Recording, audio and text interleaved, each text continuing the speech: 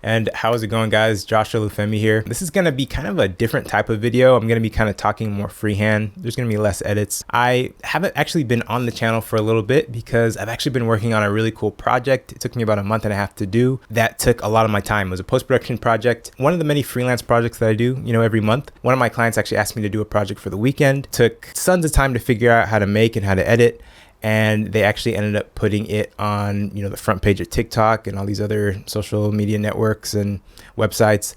And the most exciting thing was they actually put it on like 5 screens on Times Square, which was awesome. It was my first time anything I made it onto the screens on Times Square. So there were a lot of things that I actually learned in this project that were different from, things that I've learned in other projects. And I thought I'd just maybe go through a few of them and hopefully some of them actually help you guys out as well. First, I want to just go over 8 rules that I feel like you should abide by as a video editor in a professional setting. Then I'm going to discuss why you may want your work in Times Square in the first place, whether you're an actual business or the actual person creating the creative content, like as a video editor or a DP or a director. And then I'm going to just quickly go over the process of what it actually takes to get your work onto a billboard in Times Square. So tip/rule number 1 regarding how you should be as an editor in a massive scale professional video editing project. You need to be humble. You are not the lead creator for this project. You're a video editor, which means that you need to be thinking of creative and efficient ways to translate the director's vision onto the footage. And you got to do it knowing that you're not going to get it right the first time. And your actual director may not even have his or her vision set in stone at the first time. So you have to work back and forth with him or her to constantly refine that vision until you actually get in this case, 30-second cut that actually works. And that is not an easy process. That's going to take a lot of work, a lot of humility, a lot of biting your tongue.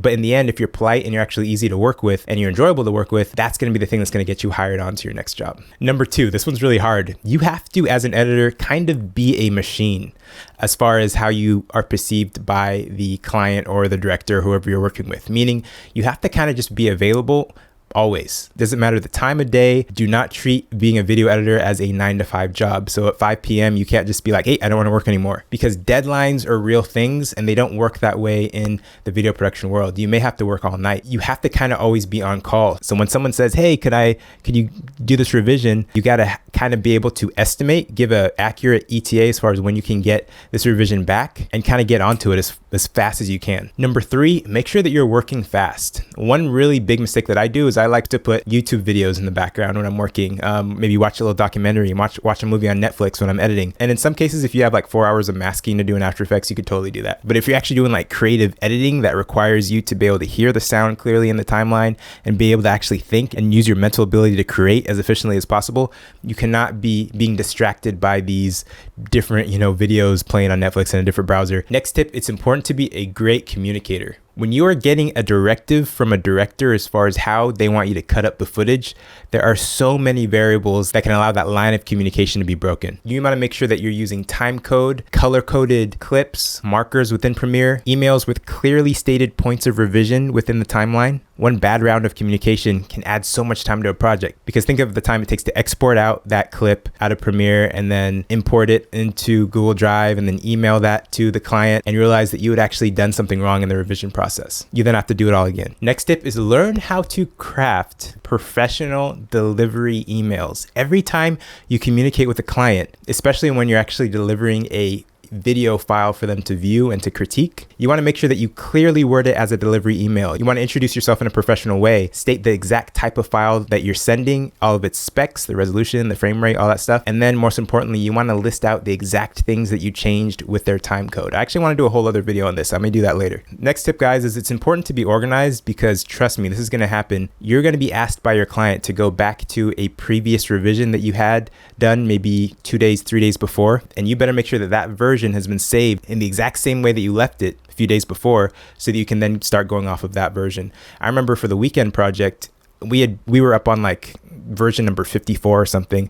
The client, suddenly changed the directive and they're like, we want to revert back to version, let's say 23. And then we want to work from there and create revisions off of that version. Thank God I had saved a version of the project file for every single day since the beginning. And I was able to very easily go back to that version 24 and then start working from that version. And trust me guys, 6 months from now, I'm sure that client will be like, hey, you know what? We're rechanging our main landing page video for our company's website. And we really want to use that project file that you used for the weekend edit that you did. We want to kind of incorporate that with the main landing page video. Could you go back and tweak the project file a little bit, change this scene, and then add it to our landing page video? I better make sure that I have the project file with everything organized inside of it exactly how they want it. And it has to be easily accessible, or else I'll be counted as an unprofessional, unorganized editor. Last tip guys is just make sure that you're paid. The one thing that I really liked about this client is, yes, they really put me through the ringer. They took up a lot of my time. There were so many revisions we had to do and so many different versions we had to create.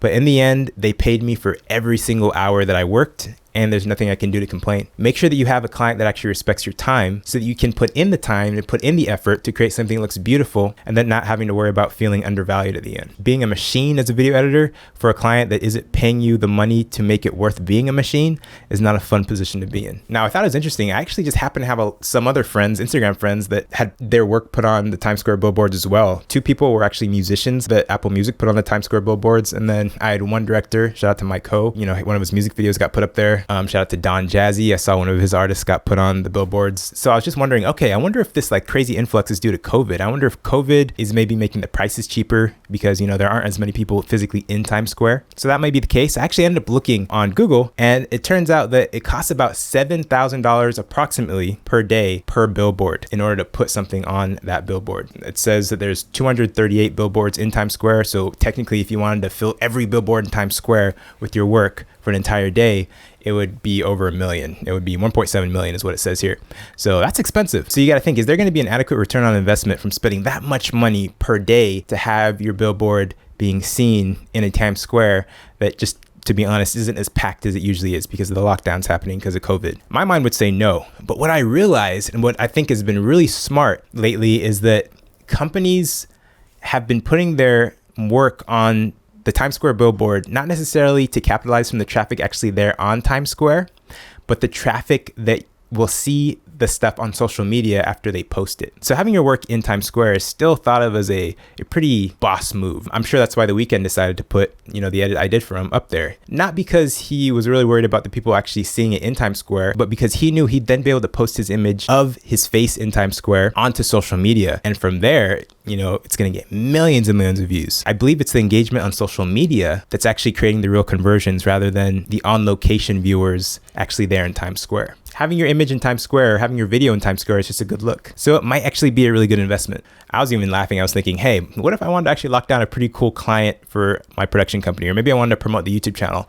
I wonder if it would be worth it, financially worth it, to actually spend $7,000 to cut up the dopest trailer I could think of and then put it on, a Times Square billboard for the entire day. And then of course, have someone over in New York to take a cool video of it and then post that video onto social media. In the end, I'm probably not going to do that, but I think it's just an interesting thing to think about, the power of social media these days. So the last thing I'll talk about is there's actually this really cool thing I found out through Googling. There's this thing called Midnight Moment, which is something that happens from 11:57 to midnight, and it's a time period where Times Square actually showcases just regular people's artistic work, like videos that they've cut up and edited and that they think are cool.